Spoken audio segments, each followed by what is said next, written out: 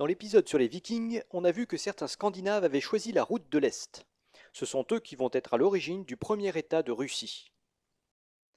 Ces Varegs commencent à remonter les fleuves russes dès la fin du 8e siècle dans un but commercial. Autour de l'an 800, ces marchands sont surtout attirés par le califat abbasside qui est à son apogée. Les Varegs empruntent la route de la Volga qui leur permet d'atteindre la Caspienne, où se trouve la porte d'entrée du califat. Ils fournissent aux Arabes des fourrures et des esclaves en échange d'objets précieux. Après 850, le califat commence à s'affaiblir tandis que l'empire byzantin reprend du poil de la bête, ce qui déporte le commerce vers la mer Noire.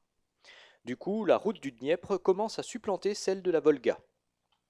Or, c'est aussi à cette époque que les Vikings amorcent leur politique de colonisation.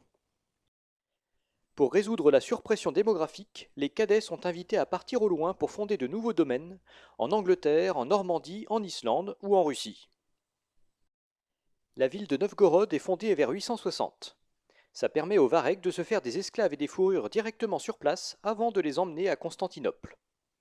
Plus au sud, la ville de Kiev est également en plein essor. En 862, le Vareg Rurik est proclamé prince de Novgorod, ce qui marque symboliquement le point de départ de la Russie. Il soumet toutes les villes slaves voisines, agrandissant considérablement son État. Oleg le Sage lui succède en 879 et poursuit cette politique d'expansion en s'emparant de Kiev, principal pôle économique de tout le secteur. Il en fait aussitôt sa capitale et fonde ainsi ce qu'on appelle la Russe de Kiev. Notons que ce premier État de Russie s'étend à cheval sur la Russie, la Biélorussie et l'Ukraine actuelle. En 907, il lance une vaste expédition qui part piller les villes côtières de l'Empire byzantin. L'empereur doit se résigner à accorder aux Russes le libre commerce avec Constantinople. Après lui, les chefs de la Russie se feront appeler Grand-Duc de Kiev.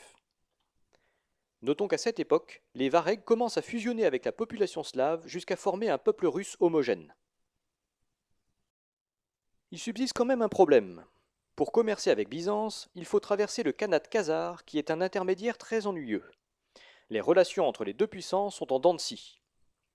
Or, il se trouve justement que le Khanat est fragilisé par l'arrivée d'un nouveau peuple nomade venu d'Asie centrale, les Petchenegs. En 964, le grand-duc Sviatoslav en profite pour donner le coup de grâce au Khanat khazar qui disparaît après 3 siècles d'existence. Pas de chance, ça profite surtout aux Petchenegs qui deviennent la principale menace pour les Russes à compter de cet instant. Galvanisé par ses victoires, Sviatoslav s'attaque ensuite à l'Empire bulgare, écrase tout sur son passage et arrive en vue de sa capitale Preslav. Pour l'Empire byzantin, c'est le point de bascule. Il réalise soudain que ses pires ennemis sont sur le point d'être remplacés par un voisin encore plus redoutable.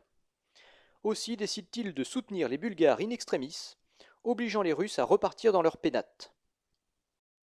À partir de cette date, les relations entre les Russes et les Byzantins se renforcent, ce qui va favoriser la diffusion du christianisme chez les Russes.